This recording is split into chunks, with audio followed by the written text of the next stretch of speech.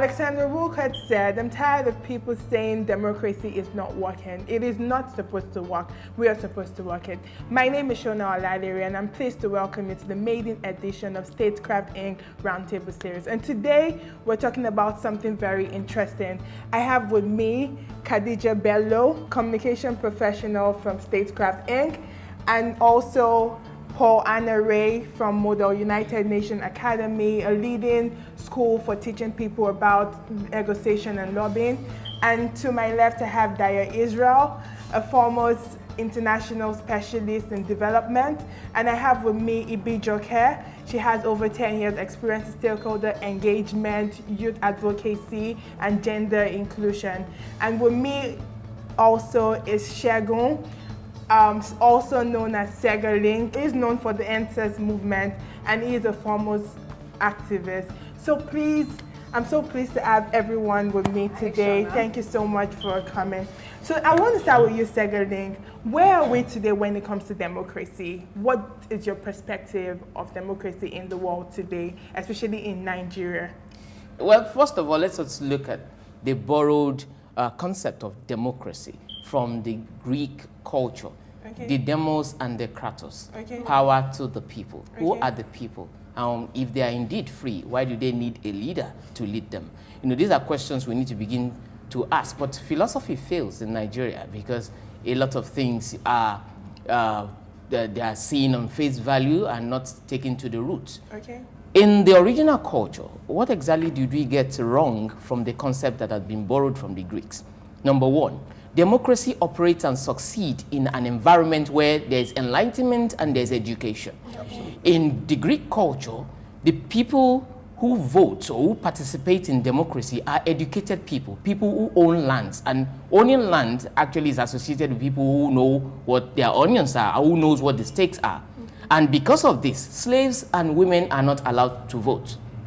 Not because they are misogynistic or sexist, but because they do not want a situation where there will be influences over the people who are making decisions. Okay. So look at let's now come back to Nigeria. We have seen a lot of people who participate in the voting process or electoral process who doesn't really know what they are doing. Absolutely. And when we have a mass or an agglomeration of people who are doing things because they were told to do it the way they are directed or coerced to do it a certain way, we're going to have the kind of chaos that we have today. Wow, thank you so much, Segaling, for that contribution. Oh, so that Professor brings me. Segaling. Okay, that brings me to my next question, and this is for Joker. You know, Segaling said something very profound about people being enlightened, and we've noticed around the world, not just in Nigeria alone, but even in Kenya, in Ghana, there is a drop in people's turnout in terms of political participation, especially when we talk about voters' turnout. And if we take out Africa, even across the US, we've discovered over time that voters' turnout has not risen above 50% over the last 10 years. So it's not just a phenomenon for just Africa alone, but across the world. So would you explain, do you agree with him in the sense that does enlightenment, the level of enlightenment, affect voters' participation, or what can explain the reason for the low voters' participation around the world? Around the world, I prefer to talk about Nigeria. Okay. But yeah, so yeah, I agree with Segaling.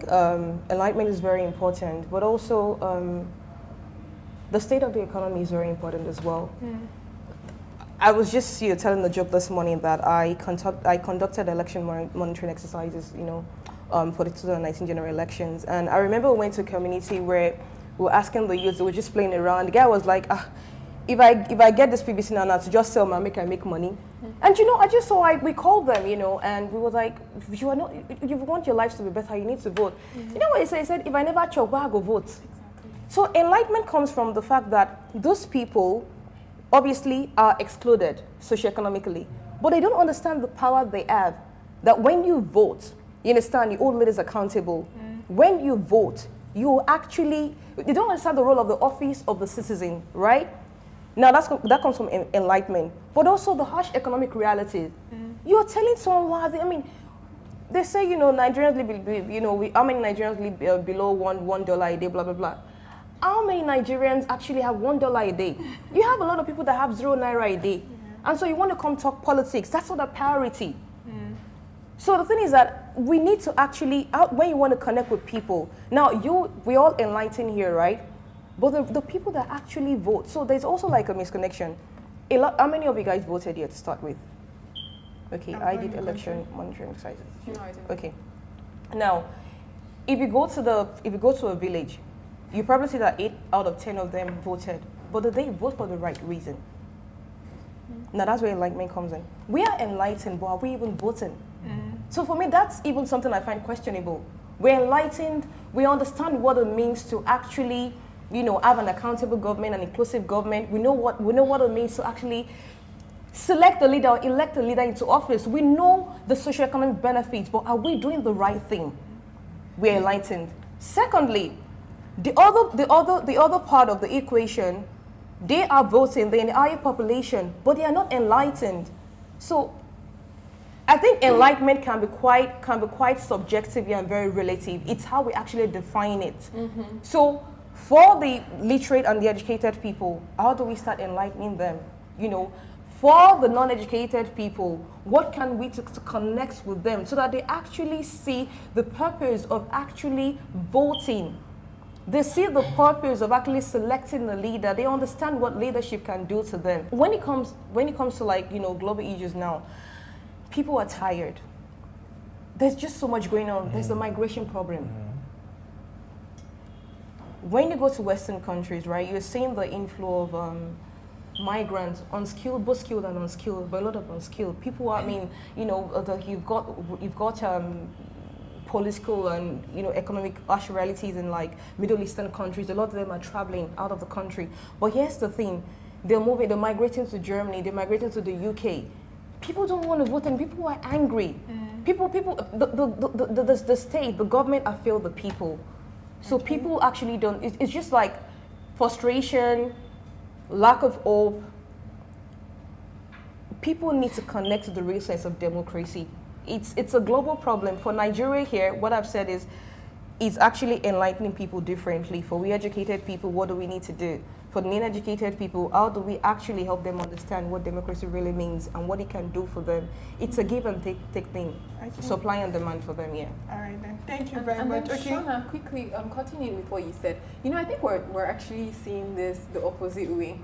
It's enlightenment versus education. Yeah. So, around this table, we're educated, right? But then we're assuming that the average person, the random members of the public, people who probably don't have a formal education, because they're the ones who throng those voter queues. And we're assuming that they are not enlightened. It's what they are enlightened, but is it the right enlightenment or the wrong enlightenment? That's the same thing. Compare somebody who actually took that time, who is not as educated as I am, but knew that I could get this out of doing this and stayed on that queue to cast that vote, and I, who is educated but didn't go to vote. So enlightenment I think it goes different ways. Not everybody who is supposedly educated truly is actually enlightened. I agree with you. About the effect of their participation in the scheme of things. A lot of people are, touting cards and, a lot of voting for this election, I think, happened on social media. Can how many of those people I actually made it to the polls? Okay. The trouble with the words. Let me just define a few so that I can help the contributors. The contributors. I chose my words carefully, and I used enlightenment for a reason. I didn't say education. Education, just like every other word that has been bastardized in Nigeria, is perceived to mean you are there, you have a certificate on that cardboard that you have merged with another cardboard that guarantees you job outside, that makes everybody owe you money. That's not what I'm talking about. I'm not talking about the assembly line literacy program we call education in Nigeria. That's why I used enlightenment.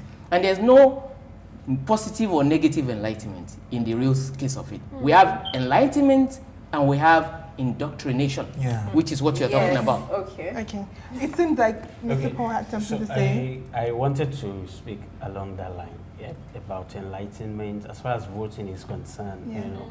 It could also be that quite a number of people appear to be enlightened, because if you are educated and you do not go out to vote, and because I've actually engaged quite a number of educated people who refuse to vote, and what they say is that our votes don't count, really. So, and the question I asked them is, if your vote doesn't count, because you are thinking your vote counts, but those at the top who are vying for these positions believe that your vote counts. Because why are they buying it if it doesn't count? Why are they paying? Exactly, why are they rigging it? Why are they paying? Why are they putting money down for you to thumbprint if it doesn't count? So it actually counts, right? So the enlightenment, like you said, in context, some people appear to be enlightened, while but they are not actually enlightened as far as voting is concerned. And then those that are less educated or less literate, let me use that word, less literate or not even literate at all, are quite enlightened as far as voting is concerned. Okay, I have something for Dyer. So the perspective is that, from what everyone has said, we seem to come to a conclusion that there is an issue with the Enlightenment. But, you know, Joke made a valid point that some people have lost the trust in the system, and that's the reason why most of them are migrating. So how do you resolve that? Okay, even if at all I'm enlightened, I know what to do, but I have economic issues, I have bills to pay. What's the balance? And then for a lot of young people listening right now, they're also in that dilemma. Okay, I have this money to actually sell my boat, and I need money to do that. So where is that balance? Where do you think we can draw the line, or is it even possible to draw the line? So let me piggyback on where we stopped. Democracy, elections, and governance are very tricky issues, and they're not the norm. I've been involved in politics in the UK. I've been involved in politics in Nigeria. As a matter of fact, in Nigeria, I ran for office twice. I ran for what we call mayor, the chairmanship of a local government, and I also ran as an MP in Lagos for the House of Assembly. And the reality of those experiences is that people who are supposedly enlightened do not have the patience to go in there and make a difference. And let me tell you why we're where we are today. In 1999, when democracy was coming back to Nigeria, when the military said we're packing our bags and we're going back to the barracks, there was opportunity for people to come out. The activists, the Chima Ubanis, the Abdul Oros, the Larry Surajis of this world, the Olisa Agbakobas, the Ayo Obeys, the Femi Falanas, the Gani Fawehinmi. But they said, no, we don't want to. One, we don't trust the politicians. We don't trust the military. We don't think that we want to get into that transition system with them. Number two, we don't want politics. Let them go and politicians go and do their thing. We will be supporting them from the backside. But that was the mistake. Yeah. Because what happened? The guys who were making money from crime, they had money and they brought it into the political process. They hijacked it. The guys who were not interested in development. We had the guys who became speaker, for example, I think by forging a document or his age or something, Buhari, I think Salisu Buhari at that time. Wow. We had a lot of people who did not have the value of development, growth, or passion for the people to produce results. And so those people got in 1999, they entrenched themselves in the system till today, in one capacity or the other. Some have become governors, some House of Reps, some senators, some have been members of the National Assembly since 1999. Some have gotten something from there, come back to their state, gone back to Abuja. So now, the guys who actually were at the background, who were the guys living in the civil society, who are the guys that actually understand the values of democracy, are now trying to latch up at this last minute, trying to get involved, whereas when they should have established themselves, they did not. And where am I driving at? But for some people, in particular, the guys in Afeniferes and Nadekos, who were able to capitalize on that wisely and today have now become very strong in the political process in Nigeria. But many of the professionals who refuse to get, they are now victims of what Plato said. If you refuse to get involved in governance and politics, you will be ruled by your inferiors. Now they are being ruled by their inferiors. I go into campaign when I was running for office at all the various times. I will go for party meetings. I will sit with Iyatawa, Iyataju, Iyamuiba, Baba Taufik, Muri Welda. Those are the guys that you will meet in ward meetings of the party. You cannot achieve any political progress without being actively involved in your ward. And these are the guys who form over 97% of politicians in the local ward. Grassroots people. You know, I take some young, vibrant, emerging leaders who were volunteering on my campaign to ward meeting one day. And they were looking at me and say, sir, see all this crowd, these thugs. Can you even stay there, sir? I said, stay there. I'll go and sit right in their midst. I mean, I would. But ultimately, yes, so you have one, you have your agenda, but then one tree doesn't make a forest. The truth is that all these people that you have to rally everybody around to They are go. all stakeholders in the local process. Yeah. Now, if we're going to grow our democracy, people like you, people like him in his fine suit, people like her, all of us, including Sega, needs to get into the ring in different, capacities. We all can't run for office because if we all run, who is going to vote for who? Exactly. Yeah. You understand? But some of us must be playing roles in the back end, either as appointees or as in different capacities. Yes. Democracy can only be preserved, not just with the bloods of patriots, like the Americans will say, but with the energy, intelligence, and the commitment of patriots who are going to come together and use their hand and say, let's build a nation where peace and justice shall reign. Okay. In one word, participation. Yes. So can I just say something to that? So I remember someone asked me to define what I understand by citizen participation, and I kind of like just linked it to a company. So when you have board members, when you have stakeholders, they will do everything and anything to ensure that company is profitable and is sustainable. We must start thinking that way. We don't see ourselves as stakeholders. I remember before 2019 election, I was like, one day I want to run for president, but I don't even think about that anymore. I'm like, I don't need to be the king, but I can be a kingmaker. Yeah. And we must all understand that, because I understand that my strength is in enabling. My strength is in building people together, partnership for development and goals. We don't have to run. And that was my problem with the past election. We had a lot of youths who had no business in running, misplaced priorities. We need to tell ourselves the truth. We are saying that youth should run, youth should lead, but are we getting the right people, the capable people with the intellectual capacity, with the experience? No, but you cannot blame the critical mass if the guys who have what it takes to run refuse to throw their hat in the ring. No, that's what I'm saying. Look, we're talking about solutions now. Yeah. I'm okay with talking about the problems, but the thing is that if we must face it, yes, right, it is also getting people that are capable to run, either by referrals, either by going to go and drag them. Are you going to run? No, so like I told you, I don't need to be a king anymore. I want to be a kingmaker. And being a kingmaker means I want to enable people. I want to inspire people. I want to motivate people. But also is that I want to empower them to run and give them the right tools. Absolutely. You have a lot of people that are capable to run, but they need just that little nudge to push them a little bit. Now, my organization. Should we be pushing people No. to do their civic duty? See, that is the problem. Their country and the environment. No. Excuse me. Can I say something? Can I say something? They are enlightened already. The problem is that they have apathy. There's so much apathy in the land. And they are not enlightened. I agree with people. See, it has nothing to do with enlightenment. You must get that straight. It has nothing to do with enlightenment. No. Can I say something? Does anyone know about? Does anybody know about Emily's List in the US? Yes. Okay, you know what? The woman vote run late. Now that's the model we're trying to build because it has worked, right? Yes. What we're trying to say is that if you look at women's representation in the past election, what happened? All-time low. In terms of National Assembly, representation for women. We're the lowest in Africa. Yeah. There is a fundamental problem. So how do you think we can prioritize healthcare and education in those places? Now, the Society Network Africa, and that's my organization, Women in Leadership Network, what we're trying to do is we've just created a program called Electa. Okay. Our immediate goal is to train and finance 1,000 women to run by 2023. Now, when we say people like 1,000, I said, no, it's less than 10%. Yes. Mm-hmm.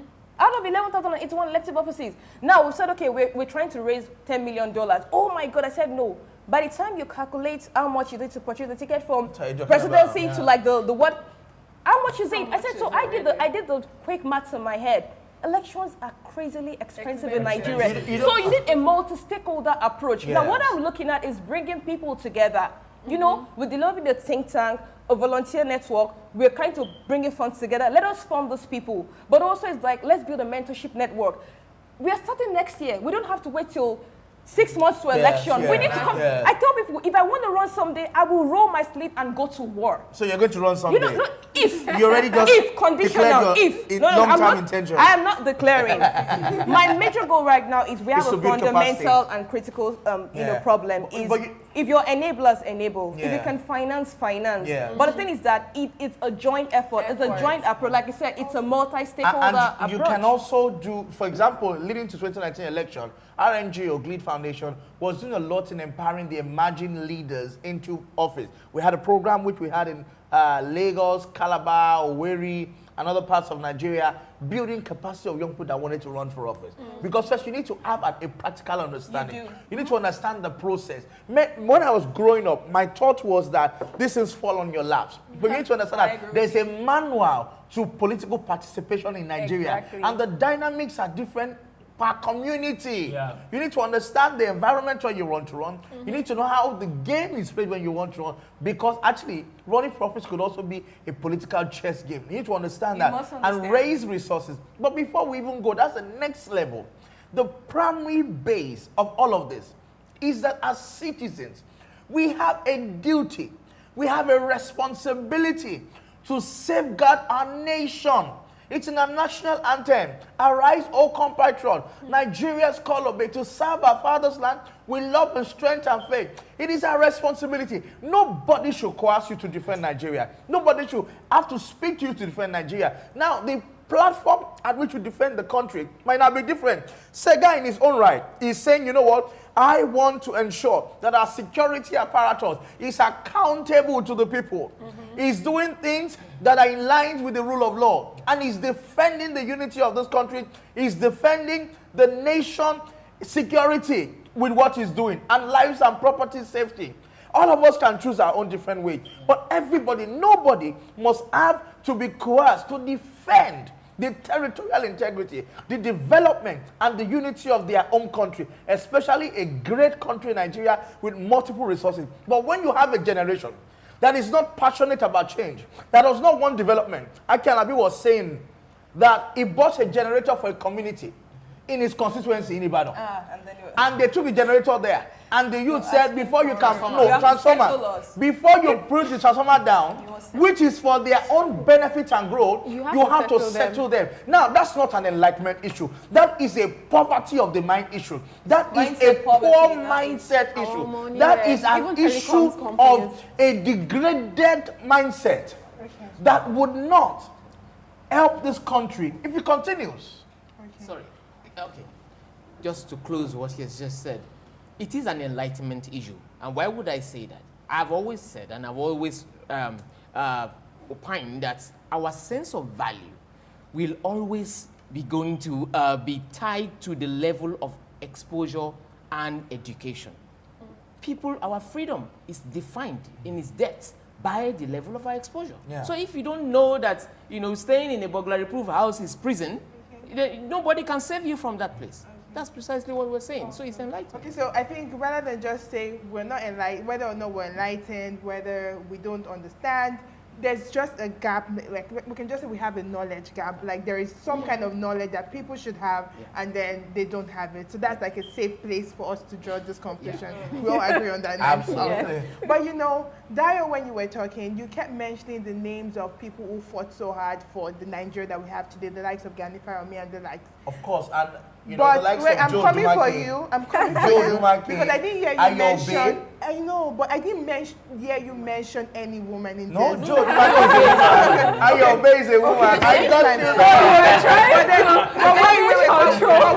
the point is that you mentioned more males than they were actually females in this case. So now my point is that every time we're trying to make policy, you always try to go to the roots. Because right now, the national gender policy says that it should be 35-65 representation. So can we blame where we're coming from to explain the current representation of women? We're talking about gender inclusion in this case. Can what happened in the past explain why we're where we are today? The fact. So, Khadija, what's your perspective towards that? How do we explain the fact that we don't have enough gender representation, like female representation in politics and in government today? I wouldn't say it's because we don't have the interest. I wouldn't say it's because we don't have the interest. I would say it's because, yes, from where we're coming from, I would say the system has been set up in a way that doesn't really favor or give women the same opportunities that men have in terms of getting the support you need. in terms of having the same access and the same routes and channels of communications that are open to men. I would say we're getting there.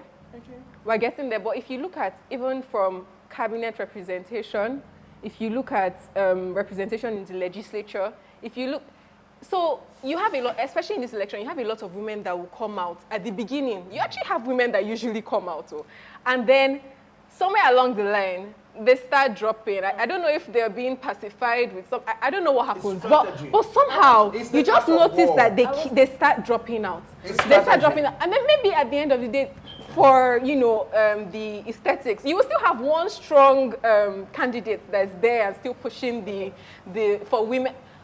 There was which election? I think it was a primaries, one of the PDP primaries way back. This lady, the Taraba lady. Yeah. I can't remember. Mama Taraba. And I think she got one vote or something back then. And to me, it was like, wait, how does that happen? That to me was the ultimate representation of there's a problem.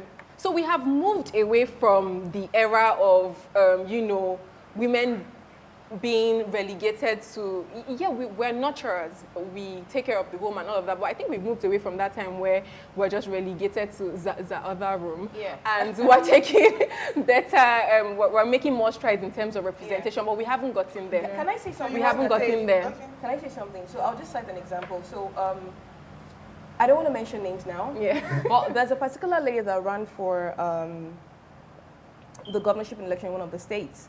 And I remember I sat with her because I wanted to see how we could support her, how we could be like a volunteer network, how we could also raise funds from other women network. I left very confused and very angry.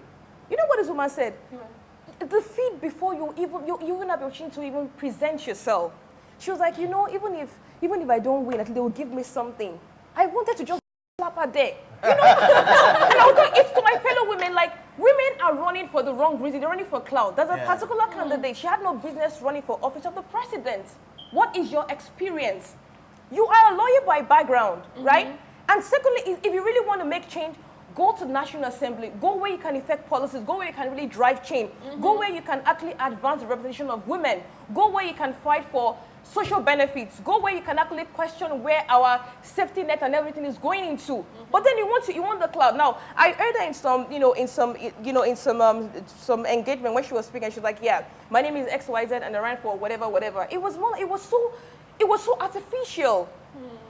Can I quickly add something? I want to piggyback on your point.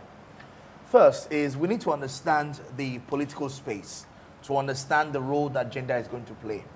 And you mentioned history, and it's important to go back into history. Women have never been shot, or we've not had to, to count lesser number of women in our political struggles, even from pre-colonial days. The days of the Moremis, the days of the Fumlaya Ransom Kuti, and the others, Queen Amina, and even more recently, you understand. People talk about Senator Tinubu today, but she played a lot of role in supporting not just her husband, but a lot of the Nadeko men when they were in the struggle. Now, there are many of them. I think Rose Oko, for example, from Calabar was in that class. And, across the country, in their various communities, Zainab, Maina, all of them had played one role or the other in democracy. But let me explain something to you. The reality is that the mindset of the ordinary Nigerian about women's participation in leadership is very poor. Very poor. Maybe I would agree to you on the exposure. That is why you will realize that because go and check every political system and structure. The highest percentage of participants in that system are women. So why are women not excelling at the poll? Why are women not excelling in their political space or in leadership? Because they don't have the support of the women themselves. True. I agree with that, but also I will tell you something, and the men. And you said it's a mindset thing. Mindset poverty is the worst thing that can ever happen to any human existence. Now, a lady that ran this past election, she said something, and she said, I done so much for my community. They know me there. They call her mom. They know her. She's very popular. She's very active. She's worked with different administrations. When it was time, you know what they told her? They said, if you were a man, we will support you, but we cannot support you now. We're not ready for you. They told her just outright like that. Where does she want to start from? And that's at the party level. So even the political parties, it's like, how can you institutionalize some of those rules so that political parties can actually follow them? And another one, like women also, like, so I'm a woman. There's so many things that people face. Like a lot of them can't even talk about it. I went for like, an engagement recently, and a woman said something. You know, a woman, she was with a group of, she called them vultures, male politicians. When she's young, they tapped their butts. Where's she going to report to? Let me thank the governor of Lagos. He has a very strong representation of women in his cabinet. Now, he appointed a woman as the commissioner for local government and chieftaincy affairs. Do you know that there were complaints by some set of people that why would they put a woman to head a ministry that is responsible for chiefs and traditional rulers? Because as a woman, she's not supposed to be above, and that is wrong. Women, the mindset that women should not be seen or aired, or seen and not aired, is something that needs to change. There needs to be a paradigm shift in the fact that we feel that women cannot be superior. I tell you, I'm happy for my wife to be successful. As a matter of fact, it's a burden-bearing strategy. Thank you. No, thank you. You understand? I was saying to my friend. No, quick one. I was saying to my friend, I said, how's your wife? I said, she just went to Scotland. This is my friend. His wife went to Scotland on a business trip. And, you know, I was like, how's my mother? I said, she's in Scotland, or she just came back. I'm the one doing the nanny with the children. I'm like, wow, well done. It's like, you know, as a man, our children, my first daughter is going to a school of 5 million per term. If I was the only one working, I can't do that alone. But because she can chip in on the table and say, baby, this is 2.5 million. I pull that 2.5 million. It makes life easy for me. You understand? But when they have a mindset, which is also being propagated by a lot of the older generation women who were already used to the mindset of being enslaved by their husband, you find a problem in the younger generation of women being allowed to blossom. You all said a lot of things. And in a polarized society or environment where husband and wife can hardly agree on where to squeeze the toothpaste from, you know, we need to begin to find common ground. And when people begin to abuse power, privilege, and position, it leads to impunity. And soon, that impunity becomes a culture. Now, let's look at the culture and the structure of politics in Nigeria.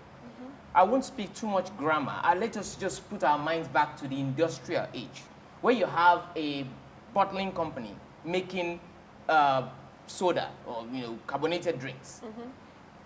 They have an assembly line, machines that have been assembled and purpose-built to produce soda water. Do you think that the fight about the gender balance in that company will change the product of that company? Do you think that the change of the head of production will change the produce of that company? What will change the product of that company?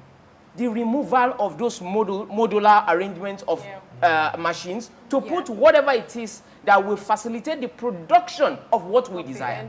And that's what we have not addressed at this table. We are looking at a change of outcome without looking at a change of a system. We must learn from South Africa. And what did we learn from South Africa? From the Mandelas and the Archbishop Desmond Tutus of this world.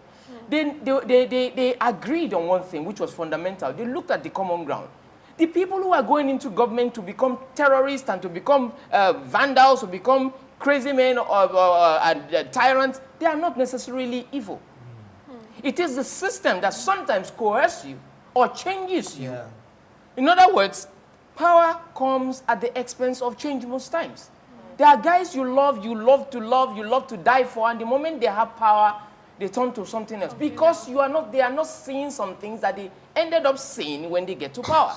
So we need to look at the system and find how to rejig the system. And how do you rejig the system in a society like ours? You need to show more than you tell.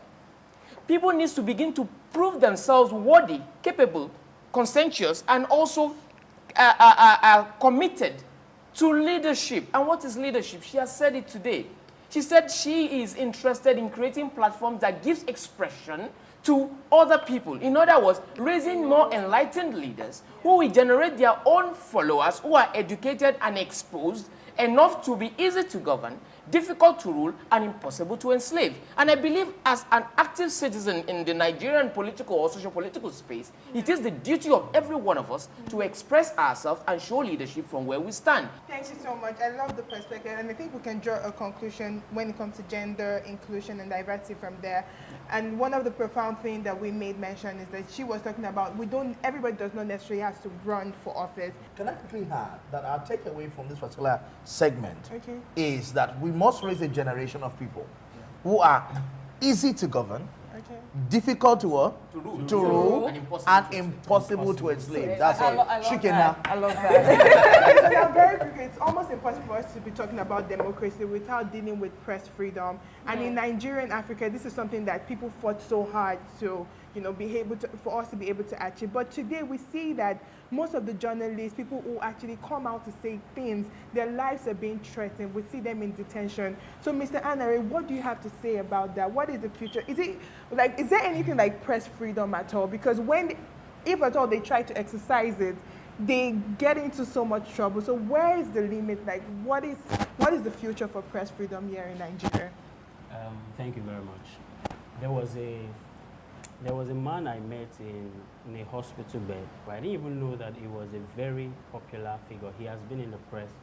He worked with Gani, Fawemi. He worked with a lot of people in Ibadan, Adedibu and the like. So, and then he made a statement. He said that he cannot again, never in his life, never in his life, be an advocacy for press freedom because of what he has experienced. That what he is facing today is the result of what he has been through. And the people he fought for abandoned him. So first, we need to know that whatever directly affects someone else, indirectly affects me. Okay, so now, if we think that the press freedom does not matter to us because it is not one of the major issues that is in the media, and if we think it does not affect us directly, we're joking. I mean, we're actually joking. So the thing is, we need to, because if there is no freedom, because the power to choose is freedom. So if we cannot choose to report the truth, to give the people the perspective, the true perspective of what is going on, if the press freedom is taken away, then governance accountability is taken away. The government cannot be accountable to the people if the press do not have the freedom. So for example, I'm a journalist, I'm reporting the truth, and then come 3 days or come 3 months after, I'm being held under custody. So it's just like what we said in the beginning about the economy issue. I am broke. I need money to fund my bills, to pay things that matters to me. And then the government comes and say, okay, drop your vote, and then I give you money. So for journalists who are listening to this, how do they draw their line? Because their lives are being threatened. We know already that there's some people already in custody because of saying truth. So where do we leave from there? What should they not be press freedom? I don't know. We're focusing so much on press freedom. I'm like, and you saying that it doesn't concern, some people believe it doesn't concern them because we're talking about, how about just freedom of expression before we even go to press freedom? Okay. In a world that's getting increasingly smaller with the proliferation of social media and instant messaging, freedom of expression is as tiny as being able to post a tweet with peace of mind. Yeah. You have other parts of the world where, let's say United States, for instance, where a large section of the populace aren't particularly enthusiastic about their leadership, and they can say whatever it is that they want to say because they know nobody is going to hold them to it for speaking their mind. Yeah. So here, I don't think we have that levity, like even as aware and as enlightened as we think we are in terms of media usage, in guaranteeing freedom of expression. I don't think we really have true freedom. You don't know for a fact that you're going to be able to say something and not be bundled in the middle of the night somewhere else. So I think that extends from the general populace into press freedom that we're talking about in terms of how journalists also deal with it. It's a reflection of the insecurities that we have as ordinary citizens. On a lighter note, on a lighter note, I think we have freedom of expression. I think what we don't have is freedom after expression. Very true. I think I've been speaking for the past 10 years on social media, and I have not for once fear for my life or fear for my personal safety. Not because you don't have threats. Not because I don't have threats, of But course I because you have the willpower. How I- many people? Now let me explain that so that journalists can learn from here. Yeah. Okay. You know, you don't trade your freedom for personal security. When you do, you lose both. In most cases, our journalists over the years have created a culture of brown envelope journalism. And you cannot take money from people and castigate them at the same time. Absolutely. So when you do that, you lose your freedom. In other words, the transition from activism into politicians also must also be watched. The moment you have campaigned for office, you are no longer seen as an activist. You are a politician. And anything you do is seen from the prison. In government. Technocrats in government are politicians, whether you like it or not. Because if you are collecting money from the state, you cannot criticize the hands that feed you. You understand? It's not ethical. Anyway, if you look at it from that point of view. So what am I saying? For you to be able to establish your integrity based on your tweet, on what you publish, you must generate what is called political will through consistency. How many of our journalists are consistent? Most of them sleep APC and wake PDP. And by the time you do that, you have eaten from both sides, they'll just be waiting to clamp you. So, but if you stand by the truth, people know you. You see, you don't need to say these things. You know, people will know for themselves. You understand? Because people are watching and they are observing. These days, you can't even hide because your tweets of last few years can be brought back in and compared to what you're saying today. So if that consistency is there and people know that once you are on a case, you will see it through, they will respect and regard you. I mean, like, we can go on and on and on and on, but we just have to draw the curtain at this point. And, you know, one of the things that we can, you know, take as take-home point from this discussion is there is a fundamental issue with our mindset as Nigerians, and if at all we want our democracy to excel and to do well, we have to work on our mentality and you know, like you said, the regeneration. But you know, most especially, today is actually International Day for Democracy. It's a day that is recognized by the UN to raise awareness about issues like this. But we can't have any discussion on democracy. It's something that goes on and on and on. And the most important thing that we need to know as we round up this edition is that, just as Franklin Roosevelt said, we should not see democracy as something that involves just the congressmen, the senators, or the leaders. From everyone in this panel and from everyone on this roundtable, we want every Nigerian to know that you are responsible for democracy, not the people up there. So thank you so much for joining this edition. We look forward to seeing you. Thank you so much for engaging. Thank you. So much. Thank you.